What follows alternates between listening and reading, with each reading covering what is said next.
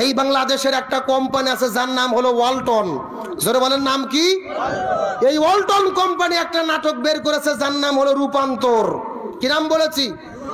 রূপান্তর। নাটকের মধ্যে শেখানো হচ্ছে ট্রান্সজেন্ডার, কিভাবে ছেলেতে মেয়েতে রূপান্তরিত হয়, মেয়ে ছেলেতে রূপান্তরিত হয়। যেই ট্রান্সজেন্ডারকে ছেলে মেয়ে পরিবর্তন, মেয়ে ছেলেতে পরিবর্তন, এগুলোকে হারাম করেছেন কে? আল্লাহ বলেছেন আমার কোন সৃষ্টির মধ্যে পরিবর্তন হবে না। অথচ এই রূপান্তর নাটকের ভেতরে জোবান নামে একজন অভিনেতাকে অভিনয় করতে দিয়েছে, সে সেই জায়গার মধ্যে অভিনয় করতেছে। আল্লাহ তাআলা তাকে ছেলে হিসেবে সৃষ্টি করেছে, কিন্তু তার ছেলে হয়ে থাকতে ভালো লাগে না, মনে মনে নাকি তার মেয়ে মেয়ে মনে হয়। যেই গল্পটা 1 মাস আগে এই বাটপাড়েরা বইয়ের মধ্যে দিয়েছিল, শরীফ থেকে শরীফা। কথা কন না কা? আল্লাহ ওকে বানাইছে শরীফ, ও মনে মনে বলতেছে আমি শরীফ না, আমি শরীফা। ও ছেলে, কিন্তু ওর নাকি মেয়েদের কাপড় পরতে ভালো লাগে, মেয়েদের পোশাক পরতে ভালো লাগে, মেয়েদের সঙ্গে থাকতে ভালো লাগে। ও এখান থেকে ছেলে থেকে মেয়েতে রূপান্তরিত হলো।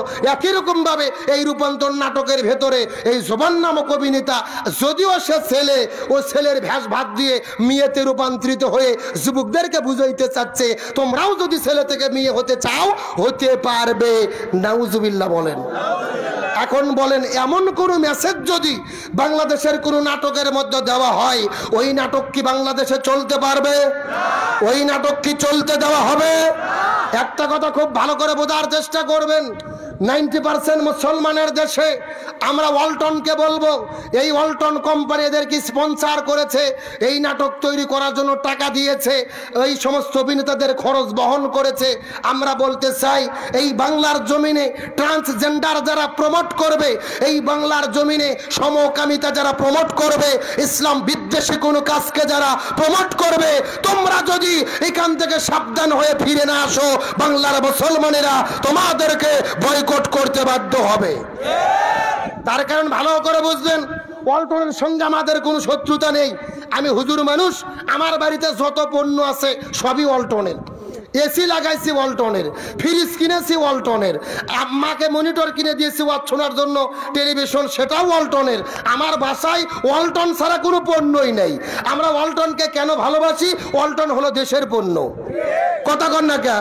আমরা ভারতের ইসরায়েলের পণ্য যদি কিনি, তাহলে কিনলে ওরাও কিছু টাকা পায়, ওই টাকা দিয়ে অস্ত্র কিনে ইসরায়েলের হানাদার বাহিনীরা মুসলমানদের গুলি করে হত্যা করে। কিন্তু আমরা ওয়ালটনকে ভালোবেসেছি দেশি পণ্যের কারণে।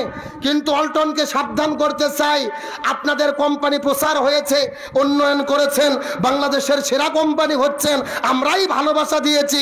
কিন্তু ভালোবাসা পেয়ে যদি ইসলামের বিরুদ্ধে লাগেন, একটা কথা মনে রাখবেন, সেই রকম জনপ্রিয়তা বেড়ে গেছে, জনপ্রিয়তা কমতে 1 সেকেন্ডও সময় লাগবে না। আপনাদের ব্যবসায়ী লালবাতি জ্বলতে 1 সেকেন্ডও সময় লাগবে না। তার কারণ বাংলাদেশের মুসলমানদের ভেতরে ধর্মীয় অনুভূতি সবচাইতে বেশি কাজ করে। বাংলাদেশের মুসলমানের নামাজ পড়ে কম, রোজা থাকে কম, ইসলাম মানে কম, কিন্তু ইসলামের বিরুদ্ধে যারা কথা বলে তাদের টুটি চেপে ধরার জন্য প্রস্তুত থাকে। কথা বলেন না কেন? সুতরাং আমরা ওয়ালটন কোম্পানিকে বলবো, আপনারা প্রাথমিকভাবে বলেছেন আমরা জানি না, না জেনে টাকা দিয়েছি, আমরা বলবো না। এইরকম ঘোলা পানিতে মাছ শিকার করা যাবে না। আপনাদেরকে স্পষ্টভাবে জাতির কাছে প্রকাশ্যে ক্ষমা চাইতে হবে। এবং আমি বলতে চাই, নাটকের মধ্যে যারা অভিনয় করেছে, এই অভিনেতা জোবান সহ যারা যারা অভিনয় করেছে, আমরা বলতে চাই তোমরা তওবা করে ক্ষমা চাও। কথা বলেন না কেন? তোমাদের নাটকের মাধ্যমে একটা ছেলে মেয়েও যদি খারাপ হয়, ছেলে মেয়ে হতে মন চায়, মেয়ে ছেলে হতে মন চায়, এই মেসেজ যদি সমাজে ছড়িয়ে যায়, তার কারণে তোমাদের জাহান্নামী হতে হবে। তার কারণ আমি আপনাদের প্রশ্ন করি, আমার দিকে লক্ষ্য করেন, একটা ছেলে নাম হলো শরীফ, সেখান থেকে মনে মনে ভাবতেছে শরীফা, ও শাড়ি পরে, কানের দুল পরে, মেয়েদের সঙ্গে ঘোরে। এখন এই শরীফাকে যদি আপনারা বিয়ে দিতে চান, কার সাথে বিয়ে দেওয়া লাগবে? কথা কয় না, ছেলের সাথে। কারণ ও তো পরে আছে কি? শাড়ি।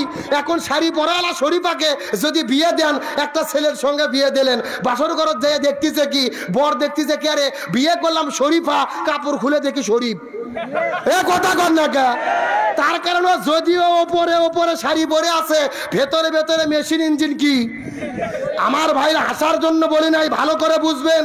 এই যে ছেলে ছেলের প্রতি আকর্ষণ হবে, এরই নাম হলো সমকামিতা। এর নাম কি? আর সমকামিতাকে হারাম করেছে কে? এই পৃথিবীর মধ্যে হযরত লূত আলাইহিস সালামের কওমেরা সমকামিতা করত, আল্লাহ তাদের কেমন শাস্তি দিয়েছে, মাটির সঙ্গে ডাবায়া দিয়েছে। আমরা বলতে চাই ওই সমকামিতাকে প্রমোট করে এমন কাজ বাংলার জমিনে চলতে পারে না। সুতরাং ট্রান্সজেন্ডারকে যারা উৎসাহিত করেছে, সমকামিতাকে যারা উৎসাহিত করেছে, এই সমস্ত নাটকদেরকে নিষিদ্ধ করতে হবে। কারা কারা এই মতে রাজি আছেন? দুটো হাত আল্লাহকে তুলে দেখান।